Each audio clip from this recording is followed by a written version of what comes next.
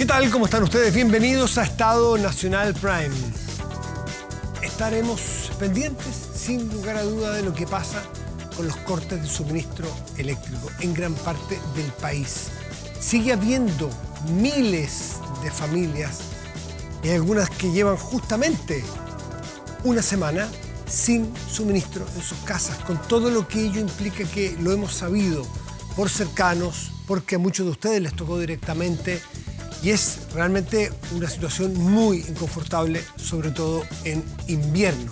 ¿No es así? Bueno, tendremos a dos alcaldes. Conversaremos con el exdirector de las empresas eléctricas por la eventual caducidad de una concesión para Enel, en lo que se habla políticamente. ¿Es posible normativamente? Vamos a hablar de la calidad del servicio hoy, porque esto es un servicio regulado. Cuando se regula y se diseña el sistema, ¿es un sistema que realmente necesitamos o es el desde? ¿O es el hasta? ¿El hasta es muy caro o no? Es parte de lo que tenemos que conversar esta noche. Además, con nuestro panel político, hablaremos de las crisis de Huachipato, una crisis que habíamos pensado que había quedado en el pasado, pero vuelve. Es rebelde esta crisis porque Huachipato aparentemente no va más. En cuanto a una fundición, una empresa siderúrgica, tendrá otros negocios, pero el problema social de la zona es enorme, sin lugar a dudas. Por lo tanto, tenemos mucho que hablar, que decir Venezuela y los coletazos locales, pero sobre todo el drama, locales me refiero a Chile, el drama que están viviendo los propios venezolanos con una dictadura que se niega a entregar el poder. Aquí comienza Estado Nacional Prime.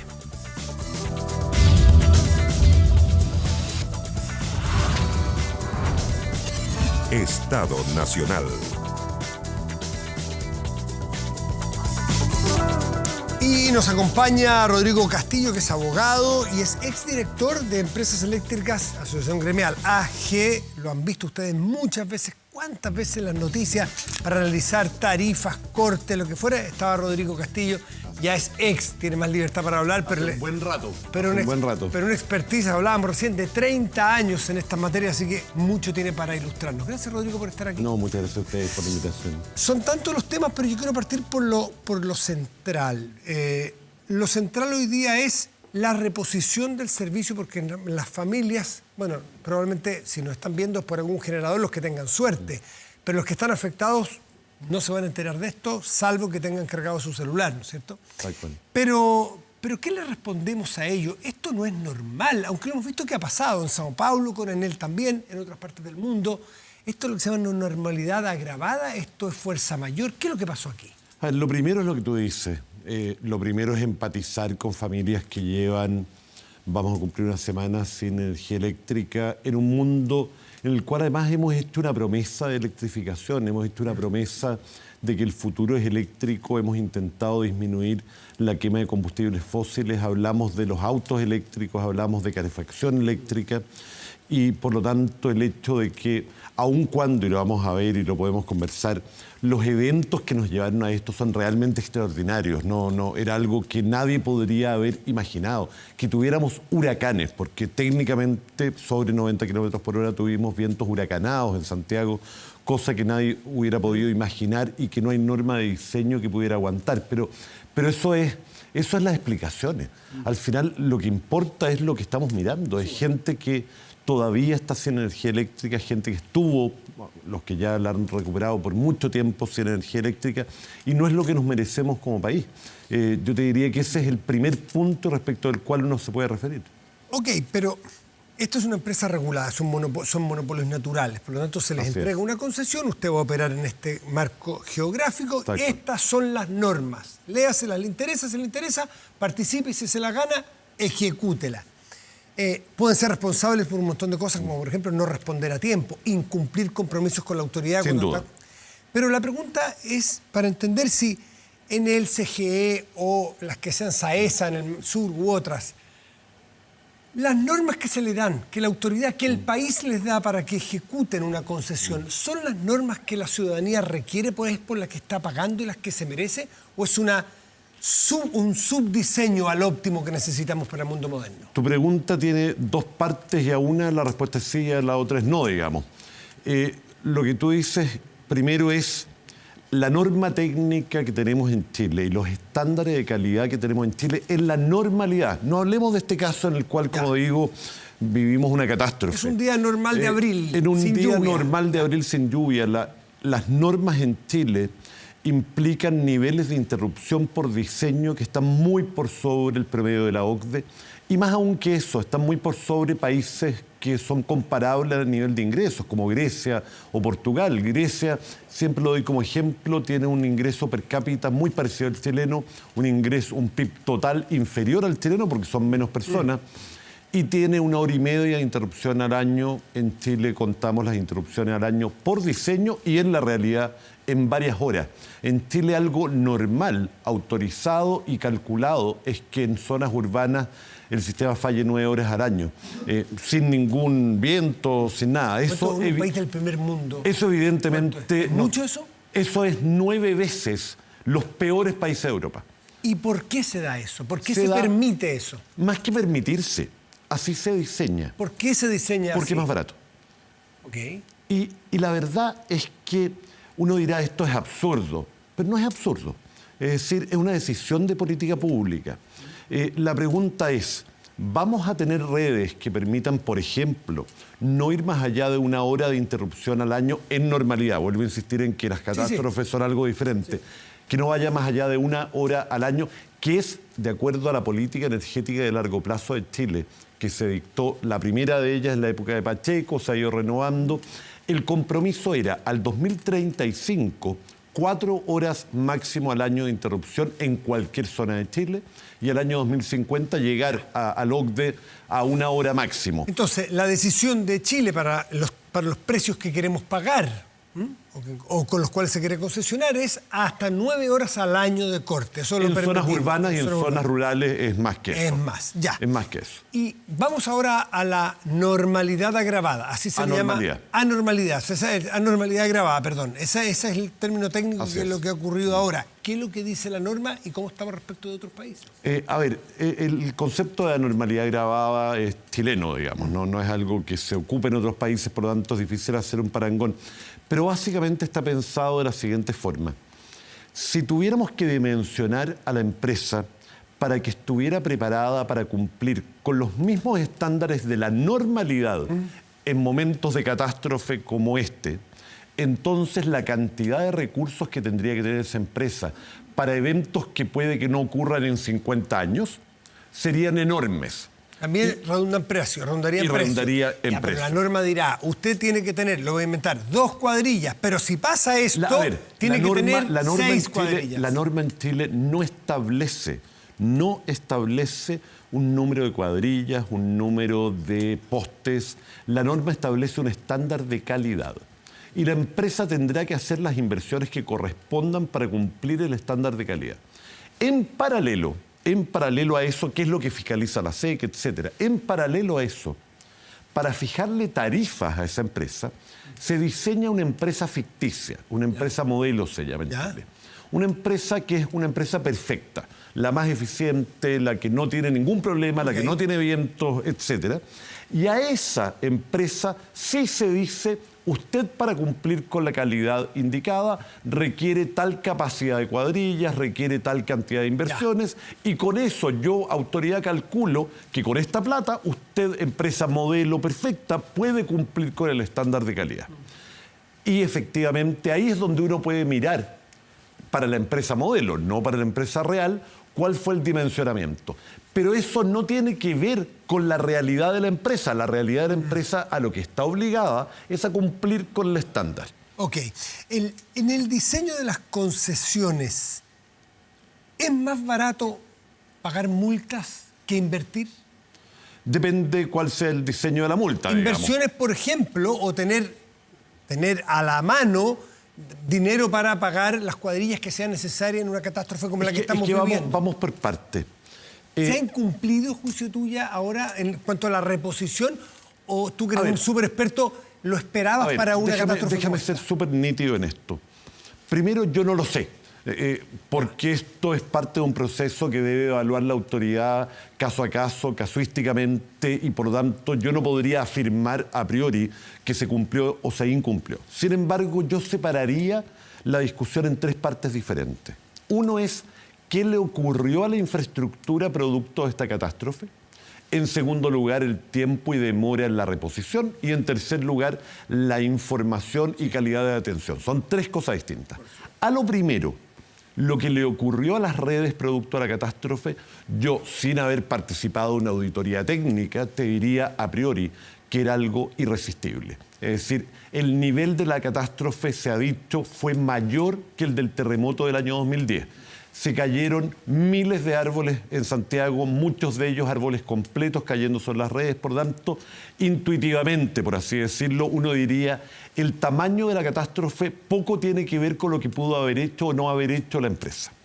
Luego viene la demora en la reposición. Poco pudo haber hecho, incluso invirtiendo el triple de lo que ha invertido en sin poda, en duda. cuadrillas. Sí, porque te insisto, y quiero volver a ser muy claro aquí, yo no he hecho una auditoría técnica, por lo tanto te estoy hablando desde lo que uno ve en la calle y mi experiencia. Pero cuando uno ve las imágenes, por ejemplo estas imágenes, acá uno no ve ramas de árboles cayendo sobre las líneas, uno ve árboles completos cayendo sobre las líneas. Entonces no hay poda que hubiera podido cambiar la situación de un árbol completo cayendo sobre las líneas. El tamaño de la catástrofe es inmenso. Lo segundo, tu capítulo 2, reposición. La reposición. Eso, a ojo de buen cubero, a ojo de ciudadano, probablemente muy ignorante, es que ha sido paupérrima la reacción. Si llevamos 7 días con 100.000 hogares. Lo primero que hay que decir es que definitivamente desde el punto de vista de las personas que están viviéndolo, es inaceptable. Uno después podrá decir la responsabilidad es de X, Y o Z, seguramente, o más que seguramente, con toda certeza hay responsabilidades compartidas entre el diseño regulatorio, que sabemos hace mucho tiempo que es muy malo, entre el nivel de acción de la empresa, que pudo probablemente haber dimensionado las cosas distinto y probablemente haber hecho las cosas más rápido. ¿Cuánto más rápido? Es difícil de saber. Y lo tercero, que tiene que ver con algo que tú decías, el tema de las cuadrillas no es tanto un tema de tener plata guardada en el banco para las cuadrillas. Para poder tener disponible una cuadrilla, esa cuadrilla tiene que estar formada, entrenada, y por lo tanto no es fácil el poder inventar una cuadrilla cuando hace falta. No es fácil tampoco disponer del número de postes que no están en una bodega listos para que se te caiga un número de esa entidad de poste. Entonces, te vuelvo a insistir, acá hay un montón de cosas que cuando pase la catástrofe, que es cuando recuperemos el servicio para los chilenos, va a haber que analizar en profundidad. Lo que sí sabemos de antemano, y esto está publicado en paper académico, esto está... Mira, de esto no hay discusión alguna, es que el diseño de la regulación en Chile era bueno en los años 80 cuando el objetivo era ampliar la red y tener cobertura eléctrica. No lo es para lograr calidad de servicio. Eso es un hecho. El diseño de la regulación es malo. Eso has dicho tú. Es malo. Vamos a hablar luego, vamos a volver sobre qué se le mejora, por qué es tan malo y también algo que dejaste, el capítulo 3, la oportunidad y la eficiencia con que ha respondido a los llamados de la gente que trata de llamar. Dicen, 50% ha tratado de llamar a su compañía de luz a decir, oiga, estoy sin luz, y no le contesta nadie. Genera además esa indignación ciudadana. No, y números que no coinciden, en fin, una serie de... Y ahí han tenido entonces ya bastantes incumplimientos que la autoridad los ha hecho ver, y probablemente los cargos vengan por ahí, porque los cargos de lo de mayo... Históricamente han venido por ahí. Y las multas, qué sé yo. Aguántame un segundito, Rodrigo Castillo, que vamos a tomar contacto con 2 comunas de Santiago, las 2 bastante cercanas, equidistantes de aquí del canal. Vamos a tomar contacto con Daniela Peñalosa, alcaldesa de Las Condes. Daniela, buenas noches, gracias por recibirnos. Hola, Matías, buenas noches. Aprovecho de saludar a Claudio también, a quien veo en pantalla. Exactamente, y Claudio Castro, que queda, sí, por aquí, también equidistante del canal, en la comuna de Renca. Claudio, buenas noches, gracias por estar con nosotros. Hola Matías, buenas noches Daniela.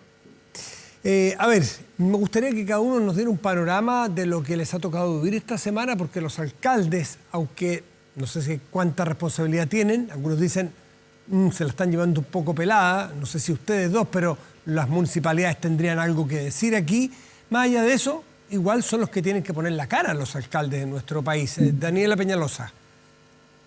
A ver, yo creo que la situación es bien similar y hemos estado en muchas reuniones, varios alcaldes durante la semana, más allá de los números. Las Condes el viernes a las 6 de la mañana amanece con 60.000 hogares sin luz, eso cerca de un 40% de los clientes. Hoy día estamos alrededor de un 4, un poquito más de clientes sin luz, pero la verdad es que ha sido, bueno, una catástrofe, más allá de todo el detalle que ustedes acaban de entregar.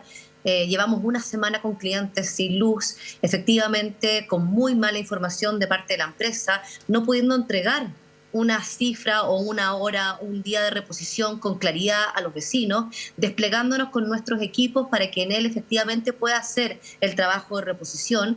En eso hemos avanzado, entregándole también apoyo a los vecinos, apoyo en agua potable, en estufas, en vales de gas, obviamente en contención. Pero ya llega un momento en que se pierde tanto la confianza respecto a la información que entrega la empresa, que hay un nivel de frustración, de rabia, de impotencia tan grande que acá, si bien es cierto, lo que necesitamos es recuperar la luz en los hogares, hay que hacer un trabajo también muy fuerte en el paso siguiente que tiene que ver con la compensación y cómo nos aseguramos que esto no vuelva a pasar en las próximas lluvias o en los próximos vientos fuertes que lleguen a la región.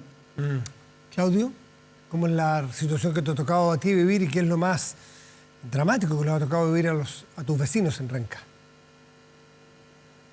Sí, bueno, Matías, nosotros hemos estado con lo mismo, ¿no? Llegamos a tener el 43% de nuestros vecinos y vecinas sin suministro eléctrico. Eso eran más de 20.000 hogares de Renca. Además, si consideramos que teníamos casi 20 condominios de vivienda social que impulsan el agua con bombas y que funcionan con electricidad, se suma un número de miles de familias que tampoco tenían suministro de agua, ¿no? Y yo coincido con Daniela, lo más complejo ha sido en esto la información, la comunidad que suele ver, porque a todos alguna vez nos ha pasado que se nos corta la luz en la casa, y uno cuando inicia un proceso, lo más importante es saber qué expectativa tengo de cuándo va a volver la luz, ¿cierto? Claro. Porque permite planificarse, incluso a esta altura, si a familias de Renca le hubiesen dicho que en 5 días más iban a tener suministro eléctrico, uno se puede indignar, ¿cierto? Y después buscaremos las compensaciones, pero permite planificar qué es lo que vamos a hacer. Sin embargo, lo que hemos tenido es, durante los últimos 7 días, familias que todo el tiempo han tenido la expectativa de que la luz va a llegar de forma inminente, ¿no? Precisamente porque no hay información. Sin embargo, la empresa siempre ha sabido que hay lugares que eso no va a ocurrir. La pregunta entonces es, ¿por qué no se ha informado? ¿No? Y Claudio, buen punto, porque lo que tú estás hablando es un engaño. Si es así, ¿cómo llegas tú a la conclusión? ¿Cómo sabes? ¿Cómo te enteras de que una empresa da una información de reposición que saben que no van a poder cumplir? Porque la empresa no tiene información clara respecto de la situación que están enfrentando. Lo que nosotros hemos visto en terreno es que el sistema de información de Enel, que dice que hay sectores que no tienen luz, sí tienen luz, y sectores que creen que sí tienen luz, no tienen luz. Aún así, su sistema ofrece a través de la página web o a través de mensajes de texto, la cantidad de gente que le llegó un mensaje de texto diciendo que su servicio iba a ser repuesto a tal hora, y eso no ha ocurrido. Lo que nosotros hemos visto es que no hay una información clara. Y mira lo que hemos pedido, alcaldes y alcaldesas de la Asociación Chilena de Municipalidades, hemos pedido que Enel asuma una vocería, que puedan plantear con claridad un estado de la situación por comuna, porque durante 7 días hemos sido los alcaldes y alcaldesas, los que estamos en terreno, los que no solamente recibimos la indignación de la comunidad, si eso es un hecho, ¿no? Pero tenemos que tratar de dar una información que no tenemos. A ver, le planteo los dos. Eso genera más frustración todavía, más indignación. Tú dices, se da una información, pero no necesariamente tiene que ver con lo que ustedes palpan en las calles y lo que le dicen sus ciudadanos. Déjenme darle las cifras de este momento. Para el país, 78.551 clientes sin servicio. Para Renca, atención Claudio para ver si calza con lo que tú estás viviendo, 858 clientes sin servicio. Y Las Condes, Daniela Peñalosa, 2.087. ¿Calza? No calza con la información que yo tuve antes de llegar a la oficina. Estaba en terrenos antes de tener este contacto. Y al menos hace 20 minutos estábamos sobre los 4.000 clientes sin energía, sin la luz. pero acá más allá, o sea, o junto con el número, reforzar lo que decía Claudio. Nosotros que estamos en terreno permanentemente, yo hoy día, por ejemplo, me dediqué gran parte de la mañana a hacer un chequeo de los lugares que decía la plataforma de Enel que estaba con la luz ya en servicio. Y la verdad es que no lo estaba. No calzaba. Y ahí tuvimos nosotros que empezar nuevamente a llamar, a gestionar.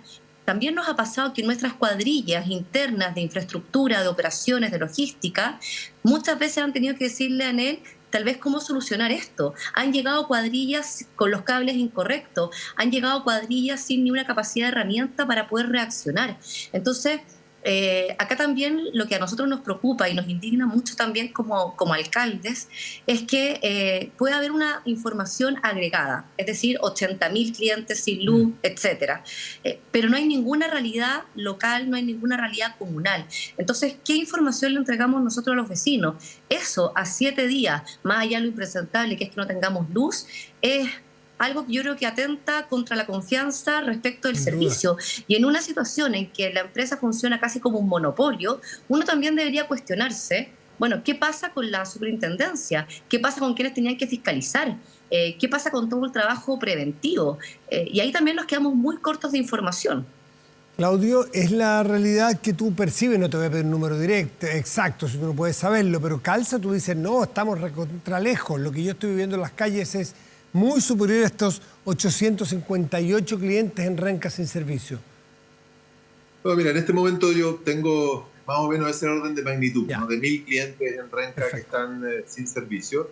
Y hemos tenido un día, mira, yo, Matías, sin exagerar, creo que hoy le debo haber dedicado 12 horas del día a perseguir a Enel y claro, terminamos teniendo algunos éxitos, ¿no? Hace casi una hora atrás se acaba de dar la luz que recuperamos para 808 familias del sector de Condel con Infante, donde teníamos 6 postes en el suelo, pero que en estos 7 días, ¿no? Porque además acá Enel lo que nos ha pedido a los municipios es que, como no tienen capacidad para poder, por ejemplo, retirar árboles, lo que nos han pedido es que ellos pueden mandar una cuadrilla a desenergizar un lugar y que nuestras cuadrillas puedan retirar un árbol o una infraestructura que estaba en ese lugar que estaba energizado. Entonces, eso significa coordinar, que llegue una cuadrilla de Enel, ¿cierto? Que desenergice, que estén las cuadrillas nuestras, que retiren los árboles o la infraestructura que está ahí y que luego haya una cuadrilla de Enel que vuelva a energizar. Esa articulación es terrible, ¿no?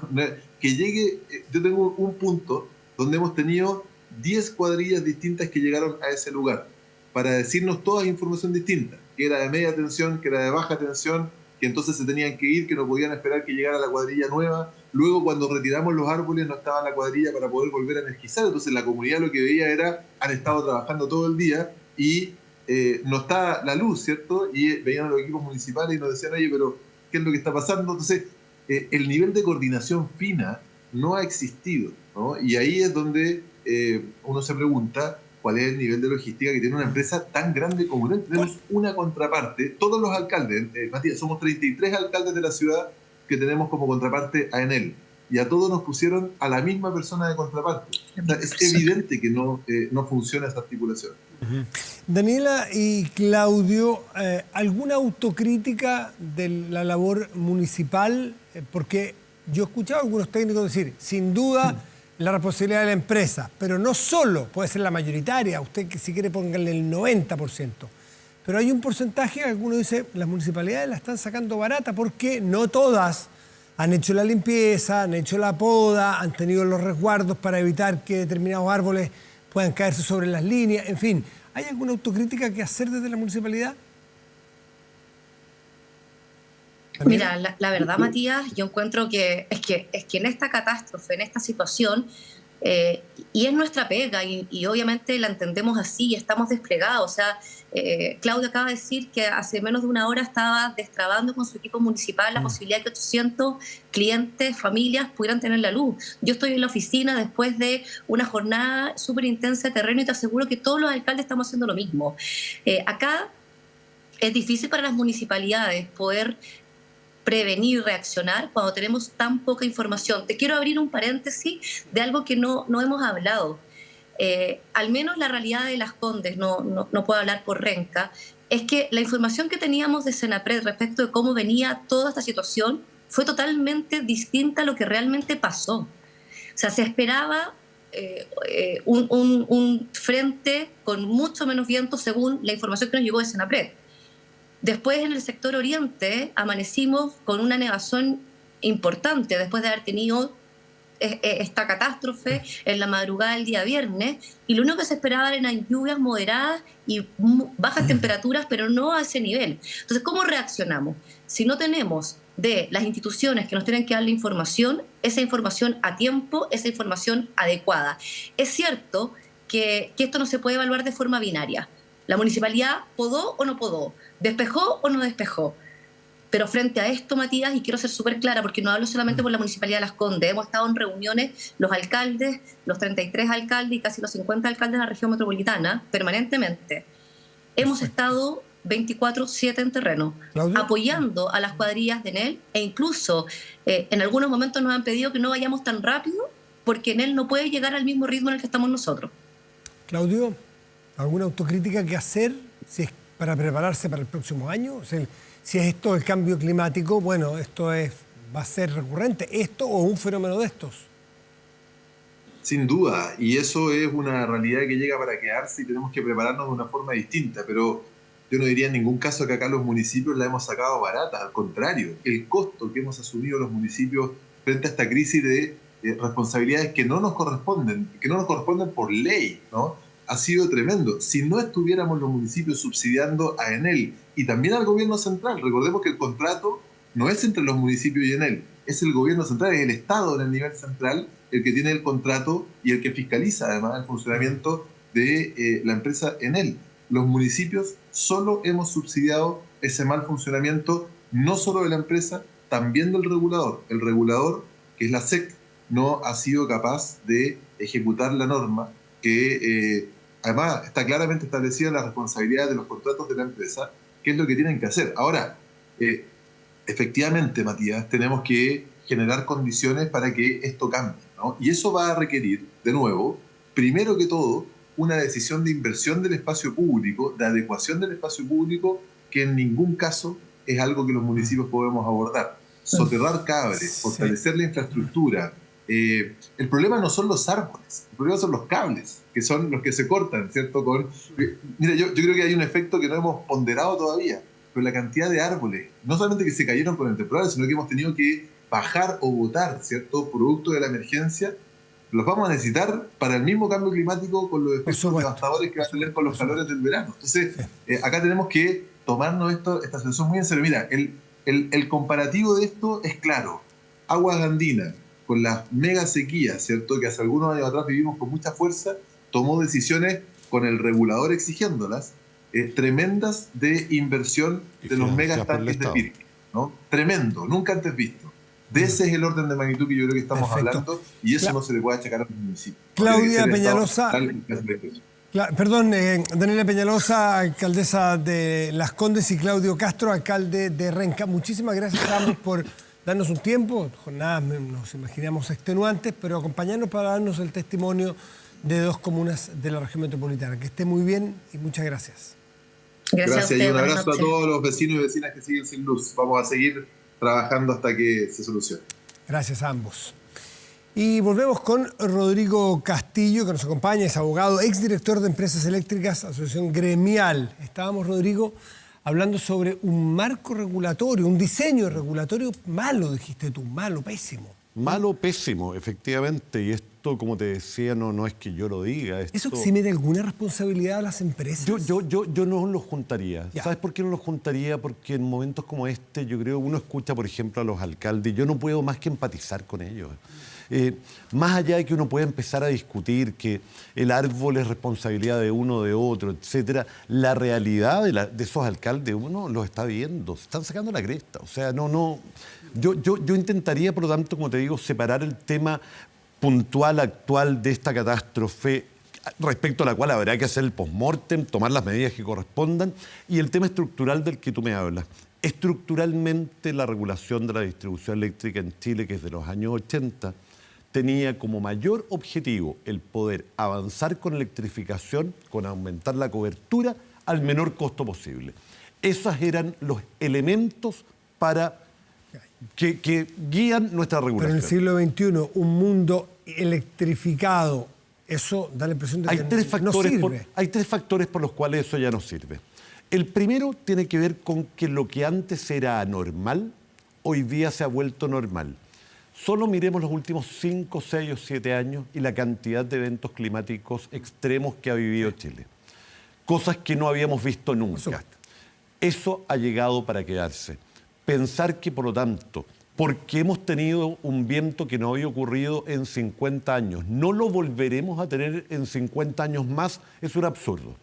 Pensar que la nieve del año 2017 no se va a repetir en 1, 2 o 5 años más es un absurdo. El cambio climático ha llegado para quedarse y el mundo entero, incluso países desarrollados con mucho mejores redes, han tenido que modernizar su regulación para hacer las redes más resilientes al cambio climático. Punto 1. Punto 2, lo decíamos, porque estamos electrificando más los consumos y por lo tanto la calidad de servicio debe ser mejor y hoy día estamos al debe. Y lo tercero, que ya es mucho más técnico y estructural, no quiero entrar en detalle, porque al final lo que le importa a la gente es que le llegue la luz. Pero la realidad es que el diseño que tenemos hoy día de la regulación no solo no incentiva, sino que en muchos momentos incluso impide el hacer mayores inversiones en calidad y modernización. ¿Para qué decir los medidores inteligentes? No, sí, me gustaría profundizar, pero Yo sé que el tiempo en televisión es el que es. Siempre el tiempo es bastante escaso. Me quiero quedar en la respuesta, porque eso sí la empresa me imagino que tiene un estándar y que no lo ha cumplido, porque lo ha dicho la directora de la Superintendencia de Electricidad y Combustibles. Mira, más allá, el 50% de los llamados no llegan. Más allá, insisto, de las evaluaciones legales que se hagan con posterioridad, establecer si hubo incumplimiento o no de norma, etcétera. La realidad de las cosas es que la gente llamaba por teléfono y no tenía respuesta. La realidad de las cosas es que la gente se metía a la página web, decía su casa tiene luz y no tenía. Eso, te insisto, con total independencia después de la discusión legal, es algo que evidentemente no puede ocurrir, porque tal como decían los alcaldes, si desde el primer momento a ti te dicen, mire, ¿sabe qué? Usted no va a tener luz por 7 días. Mira, puede que la indignación sea extrema en ese momento, pero tú te puedes planificar. Pero efectivamente el tener la expectativa de que la luz va a volver hoy, mañana, pasado mañana, en la noche, etcétera, y no tener información hace que la planificación sea muy difícil y eso evidentemente, como te digo, mucho más allá de lo normativo, no puede volver a ocurrir. Ok, y no puedo irme sin preguntarte, Rodrigo, ¿cómo sentiste, cómo escuchaste, qué plausibilidad tiene este anuncio, porque no es amenaza, ya anuncio del gobierno de iniciar el proceso de revocación de la concesión a Enel? Yo lo dije, ¿Se puede? ¿Es posible? Yo lo dije, me estaban haciendo una entrevista en un medio amigo, justo en el momento en que estaba ocurriendo esto, así que me agarró en caliente, digamos, me estaba enterando prácticamente al mismo tiempo que la periodista que me entrevistaba. Consuelo Saavedra. Consuelo Saavedra, exactamente. La tercera, sí la estaba escuchando. Y el tema es que lo primero que yo sentí fue empatía con el presidente. Con independencia de que ustedes se pueden imaginar que yo tengo empatía por la empresa de distribución eléctrica, la representé por más de 15 años, yo sentí empatía por el presidente y entendí que más allá de nuevo de lo normativo, el mensaje político que estaba dando era el de esto es inaceptable y habrá que hacer todo lo que haya que hacer y aplicar todo lo que haya que aplicar para que deje de ocurrir lo que está ocurriendo, que es tener a miles de chilenos sin luz. Dicho esto, afortunadamente, voy a decirlo así, afortunadamente la norma sobre caducidad, yo debo hacerte una confesión. Yo leí por primera vez la norma sobre caducidad de concesiones con motivo de esto. En los más de 20 años que me he dedicado al derecho eléctrico, creo que alguna vez para hacer una clase la había visto. Porque a nadie le pasaba por la mente que alguna vez íbamos a llegar al punto de tener que estudiarla en serio. Dicho esto, afortunadamente la norma establece un primer periodo en el cual lo que hay es, como lo definió el ministro, una suerte de ultimátum. Es decir, señores, denme un plan de acción y cúmplanlo. 20.000 reposiciones cada 24 horas. Tal cual. Por lo tanto, yo te diría que lo que yo espero y tengo confianza, más que por Enel, por las personas que están sin luz, es que se cumpla ese compromiso y ese plan y que por lo tanto yo pueda olvidarme por un rato nuevamente de lo que dice el artículo 41 de la Ley General del Servicio Eléctrico. Pero cuando te leíste... Pero dicho eso... Cuando te lo leíste, tú dices, ups, aquí hay o amerita una... A ver, iniciar el proceso. poder decir que amerita la pérdida de la concesión es algo que requerirá un montón de análisis legales de todo tipo. Ahora, para que se entienda, el proceso tiene dos partes. Una primera parte que es este ultimátum, que es lo que estamos viviendo hoy día, y que en caso de incumplimiento, lo que corresponderá es probar si se da la hipótesis que dice la norma, y es que hubo efectivamente incumplimientos graves, reiterados, prolongados, etcétera, de tal magnitud y entidad, y para eso todavía recién se han presentado los cargos. En un Estado de Derecho tú presentas los cargos, la empresa hace sus descargos, eso va a la Corte. Tiene un proceso que es largo. Sin embargo, yo quiero apreciar el mensaje de urgencia. Al final yo lo tomo como eso y creo que es lo más importante. Después vamos a hablar, no tuvimos tiempo para hablar de la practicidad. Si es que se llega a la conclusión de que hay que revocarlo, bueno, ¿qué se hace? Mira, no lo sabemos porque entrega? nunca se ha aplicado y probablemente pocos hasta lo hayan leído. El tiempo fue breve, pero vamos a volver sobre este tema seguramente. Estupendo. Y te agradecemos la gentileza de estar aquí. Rodrigo Castillo, abogado, exdirector de Empresas Eléctricas AG. Gracias, Rodrigo. Muchas gracias a ti. Aumenta la delincuencia, no graves robos, evítelos con Tepillé, la empresa líder en seguridad preventiva, con monitoreo de cámaras de seguridad y audio disuasivo en tiempo real. Tepillé protege 24/7 su empresa y también su hogar. No sea usted la próxima víctima y contrátelos en tepillé.cl. Hacemos una pausa, volvemos con nuestro panel político porque hay muchos temas de los cuales conversar. El tema eléctrico es uno de ellos, la campaña presidencial, Venezuela. Bueno, espérenos que volvemos.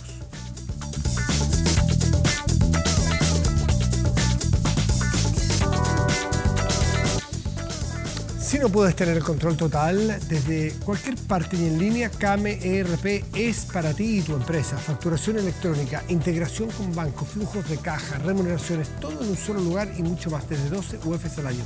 Toda la información en kame.cl, comercial @kame.cl. Nos acompaña nuestro panel político esta noche. Camila Miranda es presidenta de la Fundación 921. Camila, gracias como siempre por estar aquí. Y Rodrigo Orellano, que es analista y académico de la UDD. Rodrigo, gracias también por estar aquí. Buenas noches, Matías. ¿Qué tal, Camila? Sigamos con la crisis eléctrica, porque ha sido profunda, larga y continúa en muchos hogares de Chile. La lista política, la mirada y el ángulo político, el gobierno, la oposición, la institucionalidad, ¿cómo lo han visto funcionar? A ver, yo creo que en términos de funcionamiento hay una respuesta categórica de tratar de resolver el problema con urgencia, considerando que hay muchos déficits en distintos órdenes de cosas. Se habla de la regulación, se habla, ¿cierto?, de la prevención, se habla de las herramientas que tiene el Estado para intervenir aquí, que son escasas. Entonces, considerando que ya tenemos un escenario de eficiencia para la situación, me parece que están todas las voluntades, al menos colocadas en resolver esto con urgencia. Aquí venía de camino y me encontré en General Velázquez con San Pablo, otra protesta con barricadas, porque 6 días, 7 días sin electricidad genera una crisis muy, muy fundamental. Y lo otro es que creo que se habilitan preguntas pertinentes a propósito de cuál es la presencia o la capacidad del Estado de intervenir en este tipo de crisis. Por un lado, no tiene capacidad de intervenir en términos de las empresas de distribución porque no tiene participación. Y tú miras tanto Enel como la Exil Quinta, que ahora fue vendida a una empresa china, y tienen participación del Estado. Son empresas que intervienen en Chile, que dependen de su Estado, Italia y China, y Chile no tiene mucho que hacer respecto a eso y habilita una conversa. ¿Mejoraría, no tú lo crees? sé, no lo sé, pero también a propósito de esto se relevó que hay una empresa pública de distribución en Tiltil, que es de las pocas que queda y que entiendo que una de las que su alcalde puso a disposición de Enel para traer cuadrillas para ayudar con la situación actual. Pero creo que más allá de si el Estado tiene que participar o no, hoy día tiene un déficit de herramientas y eso es bastante complejo, son regulatorias, pero también creo que tiene que ver con la conversación de en ámbito estratégico.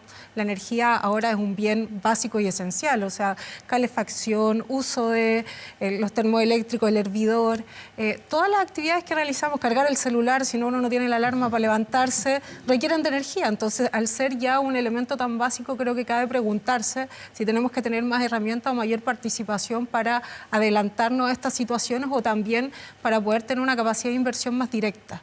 Estas otras empresas que yo te digo, Enel con presencia de Italia y en el caso de China, tienen capacidad de, a través de las ganancias que generan, por tener acciones ahí, luego reinvertir también. Entonces creo que es una conversación que se abre.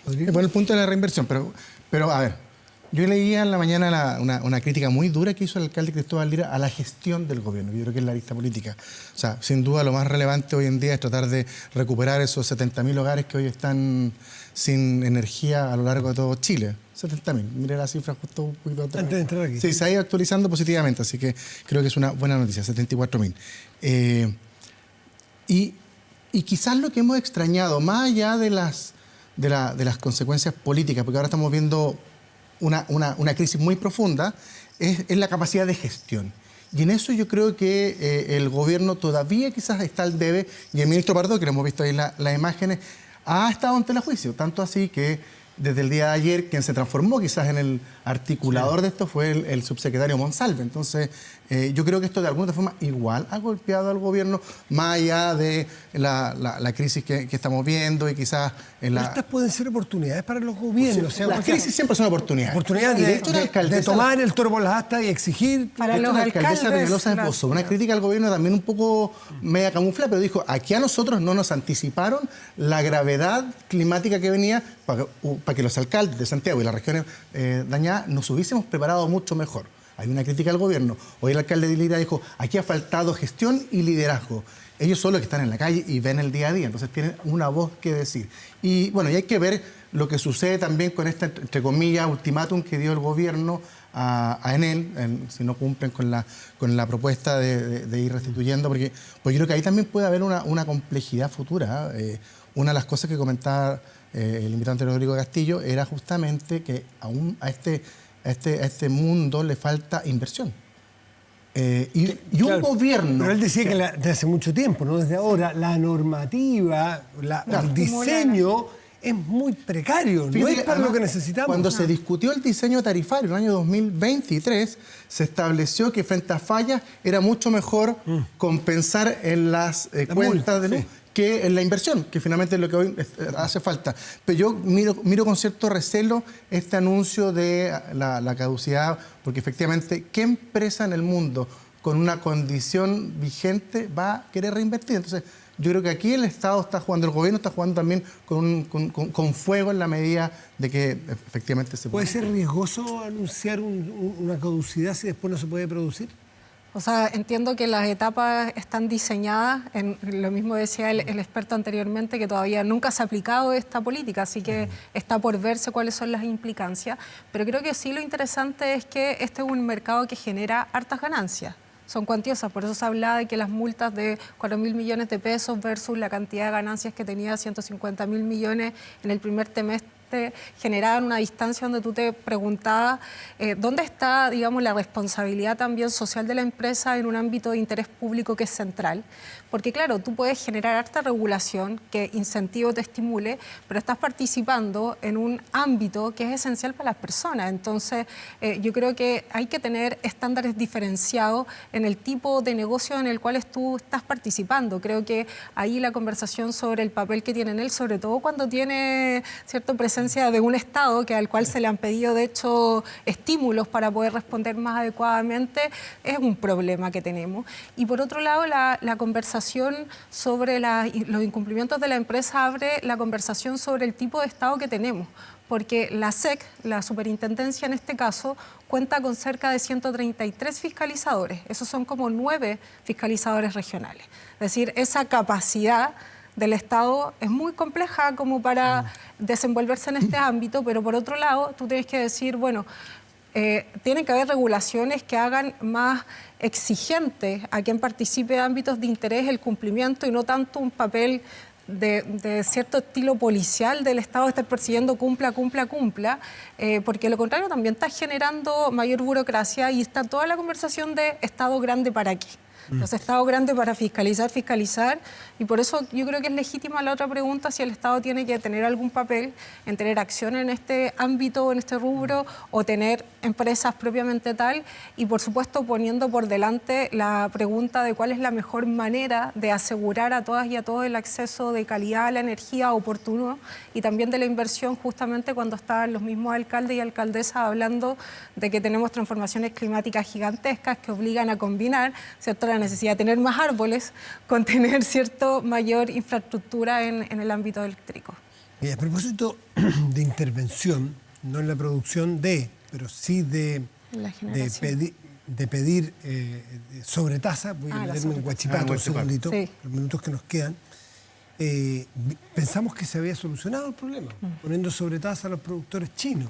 Y resulta que no pasaron 3 meses y nos dimos cuenta que Huachipato igual no dio abasto, no pudo, no fue capaz por distintas situaciones. Sí. Se prevé que en la zona, ahí en Coronel, puede haber un efecto y un impacto social muy grande. Son 20.000 empleos. 20.000 indirectos, 2.200 directos. Bueno, esto es un problema enorme en un año electoral, en unos meses electorales. ¿Cómo lo ven ustedes? Y además que también habla de un problema de dependencia, porque esta empresa es muy importante para la producción minera en general, entonces su ausencia en un sentido de que termine cerrando va no solo a afectar el empleo y por tanto el modelo de desarrollo en el Biobío, sino que también va a afectar la dependencia que tenemos en ese otro ámbito. Pero aquí lo interesante es que habían compromisos porque aquí intervienen tanto CAF como Molycop en una cadena donde tenían que ponerse de acuerdo a partir de la sobretasa cómo absorbían en los precios y en la cantidad de venta el ajuste. Y eso no ocurrió. Y al no ocurrir eso, también se vulneraban compromisos que se habían realizado con los sindicatos, un proceso de mediación que fue bastante intenso, entonces pasas de cierta seguridad de acordar un precio a una situación que dice insostenible. Por supuesto que tiene que haber, hay que abordar el problema de la competencia en este caso, y por eso a partir de esta idea del dumping se ponen las sobretasas, y por supuesto que es una empresa privada que percibe utilidades, pero también interviene en un ámbito muy estratégico que tiene que ver con desarrollar insumos básicos para la minería y que genera cantidad de empleos muy significativa. Entonces, el problema es grande. Y el problema es que ahí de nuevo el Estado no tiene cómo obligar, por supuesto, a una empresa que no es del Estado a seguir funcionando. Lo que puede hacer es estimular, puede mediar, puede generar condiciones, y la pregunta es por qué en las condiciones que se generaron no se pudo resolver el problema. ¿Por qué no tuvieron clientes? Porque la minería de la zona, me estaban explicando, no le estaba, la minera chilena, que es la que compra las bolas de acero que se producen ahí de acero, no le iban a comprar el precio que le vendía Molycop y que le vendía Huachipato, porque tenían peruanas, brasileñas y de otros países que eran más baratas, funcionó el mercado.